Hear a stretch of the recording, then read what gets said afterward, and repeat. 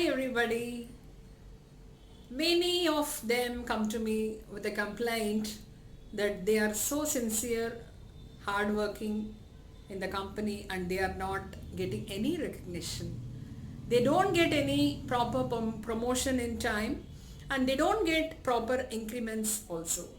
So this is a major complaint I get from employees and they ask me for a solution for this problem. This is very common everywhere. In every industry we have this problem. Every employee is expected to be unique by the employer. Whenever they are giving a job, if the employee just follows the instruction of the employee feels that he has done his job very well. And if he spends more time in the company, that means he is the best employee and he should get what he require or what he expects. But that is not the truth. If you are just going to follow what the employer is going to tell, a machine is enough for doing your job. The uniqueness of a human is to be creative, to be proactive, to do something unique and something special. So this is what an employer looks out from you. In a company, an employee was working in a normal lower cadre job and if he was willing to get a promotion and he was thinking like how to convince my boss. If I work more than others, if they work for 8 hours, let me work for 15 hours or 10 hours, 12 hours. Let me come early to office. I stay here for long. The boss will be seeing me and he will give me the promotion. This is what he keeps in his mind and he works the same way for 5 years. Surprisingly, suddenly there was a job opening for a supervisor in the same company. This employee was so happy and expecting that the boss will give me this promotion because I worked for so many hours in this company. And suddenly there was an intimation that another employee who was working only for 6 months got this promotion to supervisor.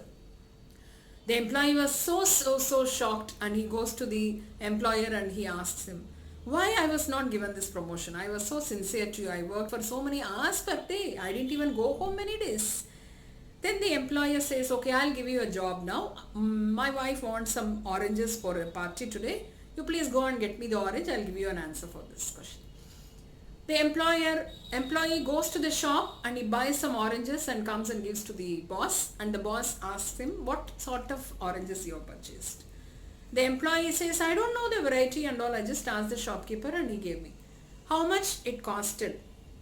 How much you bargained? What was the amount you paid? He says, I don't know anything. I didn't bargain anything. Whatever money you gave, I gave him and he gave me this balance and this is what is the bill. He felt he's so sincere and he just followed what the boss has said.